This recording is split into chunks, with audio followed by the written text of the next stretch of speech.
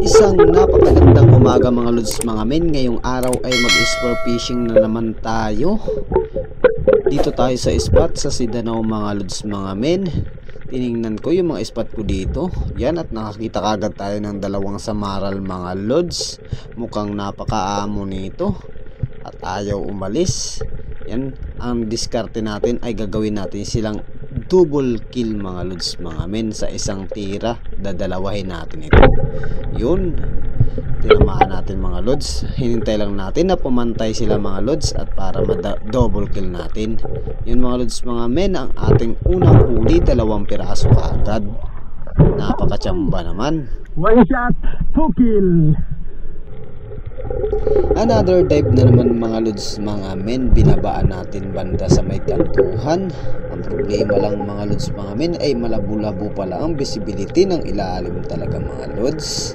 Kung napapansin ninyo, parang napakaabo ng ilalim mga lods. Ang kagandaan nito mga lods mga men, pagdating natin sa ilalim ay may lumapit kaagad na 2 mangrove jack snapper or mangagat. Double kill sana natin, kaso lang natanggal yung isang mga lods. Sayang, at muntik pang makawala itong isa na to mga lods mga men. Sa gilid lang yung tama niya. Buti na lang talaga para sa akin itong isdang ito at hindi siya natanggal at hindi nakawala. Ito nga mga lods mga men, nasa 1 kilo itong mangrove jack snapper na ito. Napakachamba mga lods. Mayroon na tayong pambinta. Another dive na naman tayo mga lods mga men. Simple spot lang sila. Binalikan ko baka sakaling may lumabas pang ibang mangrove jack snapper, kasi pag nakapana tayo ng mangrove jack snapper at maglabasan yung iba, maamoy kasi nila yung langsa mga lods mga men, or kaya maglabasan yung mga mauripis or kanlay mga lods, pero walang lumabas mga lods mga men. Paglingon ko sa aking gilid mga lods mga men, may 2 samaral o rabbit fish, kaya pumili kaagad ako ng isa mga lods na malapit-lapit sa aking pana. Yun, natamaan natin mga lods. Nakadagdag na naman tayo ng samaral. Goods na to ang ating pangbinta mga lods. Hindi kalakihan yung ating mga huling samaral mga lods, pero goods na yan. Pag naipon, magbigat din ang timbang yan mga lods. Sisid na naman tayo mga lods mga men. Dito ay may malaking bato akong sinisid mga lods. Tinignan ko baka may mga giant trevally na nakasilong.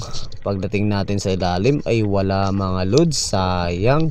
At gumawa rin nga pala ako ng pantawag namin sa trevally mga lods at sa mga malalaking isda, pero walang lumapit mga lods mga men. Talagang wala pa siguro silang saka ngayon yung mga malalaking isda mga lods, or yung malalaking giant trevally. Aako na sana ako mga lods mga men, may lumapit na isang samaral na naman. Parehos lang ang laki sa nauna nating huli. Yun, at natamaan natin mga lods.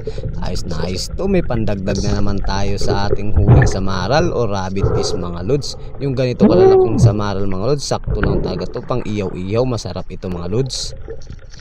Another dive na naman tayo mga lods mga men. Dito ay nakakita tayo ng kawan ng samaral, kaso mailap mga lods. Hindi sila lumapit sa atin, talagang diretso-diretso lang langoy nila. Yun, at may nakiiwan na 1 piraso mga lods mga men. Aabangan na lang natin ito at sana'y mapahuli ito mga lods para may pandagdag tayo sa ating mga nahuling samaral na iba. Yan, at tumigil siya mga lods. Talagang magpapahuli ito mga lods sa atin. Yan, at tinamaan natin mga lods mga men. May pandagdag na tayo sa mga huli nating samaral. Yun mga lods mga men, maraming salamat sa patuloy na pagsuporta nyo at panonood ng aking mga video. Stay chill, God bless all sa inyong lahat mga lods mga men. Samahan nyo pa ako sa aking pag-sport fishing. Guys,